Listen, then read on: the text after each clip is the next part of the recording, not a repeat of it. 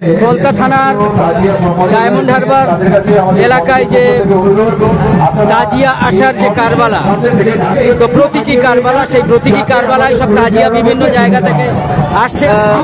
তাজিয়া আসার যে কারবালা বিভিন্নভাবে আপনারা দেখতে পাচ্ছেন যে সেখানে প্রতীকীভাবে যেভাবে হয়। মঞ্চে আছেন এই এলাকার প্রধান।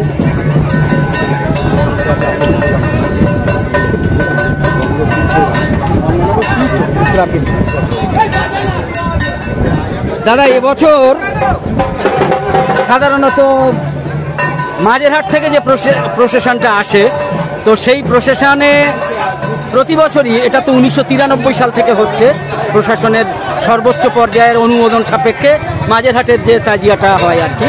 এবছরে কিন্তু একটা নজির সৃষ্টি করা হয়েছে যে কোনো রকমের ঢোল বাজনা, লাঠি সোটা, কোনো রকমের অস্ত্র এসব থাকবে না। এটা একটা নজির সৃষ্টি করা হয়েছে। তো আপনি এই এলাকার প্রধান হিসেবে এরকম কি একটা বার্তা দিতে পারবেন যে সত্যি এরকম হলে খুব ভালো হয়? আমি ধন্যবাদ জানাবো মাঝেরহাট তাজিয়া কমিটিকে।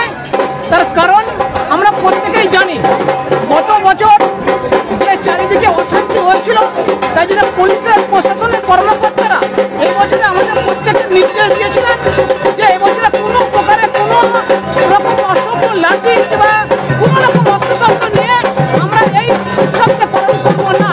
তার কারণ আমরা জানি যে আমাদের মুসলিম শরিয়াতে আজকের দিনটা আমাদের একটা নতুন দিন নয়, আজকের পৃথিবীর সৃষ্টির দিন। এই সৃষ্টির দিনে আমরা প্রত্যেকেই জানি যে আজকের দিনটা আমাদের সম্পূর্ণ দিন।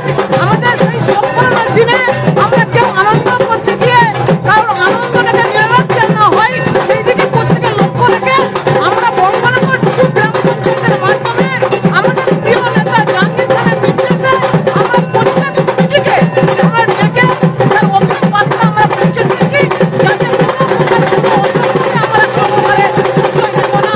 আমরা মাথা যদি মনে করে একটা দুর্ঘটনা ঘটে এলাকার বদনাম করবে, যাতে কোনো প্রকারের প্রশ্রয় আমরা দেব না। সেদিক থেকে আমরা প্রশাসনকে আমরা একদম কঠোরভাবে তার পদক্ষেপ নেওয়ার জন্য অনুরোধ করেছি। প্রশাসন সেই দিকে খুব নজর দিয়ে আছেন, সমস্ত দিক থেকে আমাদের সহযোগিতা করছেন। আজকের NH 17 রোড আমরা উঠতি থেকে আর সিয়াকল থেকে ডাইভার্টার করে ঘুরিয়ে দিয়ে যাতে কোনো প্রকারের বিশৃঙ্খলা না সৃষ্টি হয়, সেদিকে আমরা সবাই সহযোগিতা নিয়ে আজকের অসংখ্য মানুষ কারবালা ময়দানে উপস্থিত হয়েছেন, আপনারা নিশ্চয়ই দেখতে পাচ্ছেন। অনেক ধন্যবাদ আপনাকে। আজকের এই যে লোক জমায়েত হয়েছে, তো আপনারা দেখতে পাচ্ছেন যে এটা 117 নম্বর জাতীয় সড়ক, যে জাতীয় সড়কে প্রতি বছরই এখানে প্রতীকী কারবালায় জমায়েত হয় বিভিন্ন এলাকা থেকে তাজিয়া। তো আজকে মঞ্চে উপস্থিত আছেন আমাদের শাহাদত মাস্টার মশাই, শাহাদত হোসেন।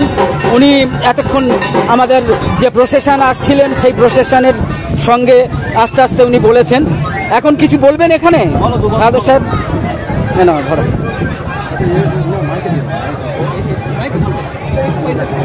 আজকে যে দিনটা আছে, যে আমাদের এলাকার উনি প্রধান সাহেব আছেন, আমি খুব খুশি হলাম ওনার উপরে যে ওনার ইসলাম সম্পর্কে অনেক জ্ঞানও আছে।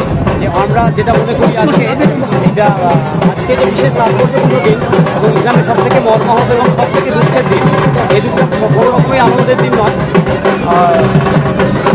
যেহেতু এই দিনটা অনেক ঐতিহাসিক তাৎপর্য আছে, অনেক মাওলানা বা যারা বিশেষ করছে তারা বলেন যে এই দিনে হজরত আদম আলাইহিস সালাম এবং অন্যান্য নবীগণ হজরত নূহ আলাইহিস সালাম মুক্তি পেয়েছেন, ইত্যাদি ইত্যাদি অনেক আছে। কিন্তু আমরা যার উম্মত হজরত মুহাম্মদ সাল্লাল্লাহু আলাইহি ওয়াসাল্লাম, তিনি কি করেছেন, তার নাতি এই যে শহীদ হয়েছেন, কাজেই আমরা তো অন্যান্য নবীর উম্মত নন। 1,24,000 পয়গম্বর আছে, তাদের উম্মত কিন্তু আমরা নই। আমরা শেষ উম্মত হযরত মুহাম্মদ সাল্লাল্লাহু আলাইহি ওয়াসাল্লাম। কাজেই আমাদের শরীয়তটা কিন্তু তিনি দেখিয়েছেন এবং তিনি এই দিনে কেঁদেছেন তার প্রাণপ্রিয় নাতি, যে নাতি হযরত ইমাম হোসেন, যাকে তিনি নিজের জীবনের চেয়ে ভালোবাসতেন এবং তিনি ঘোষণা করেছিলেন আমার রাসূল যে হযরত ইমাম হোসেন এবং হাসান জান্নাতের সর্দার। কাজেই তার যে শহীদ, এবং শুধু তিনি নিজে শহীদ হননি, তার যে পুরো পরিবার 72 জন সঙ্গী নিয়ে তিনি শহীদ হয়েছেন, এবং যে শহীদটা হয়েছেন কিন্তু নিজের স্বার্থে না, নিজের রাজত্বের জন্য না, সম্পূর্ণ ইসলামের স্বার্থে, ইসলামের স্বার্থে।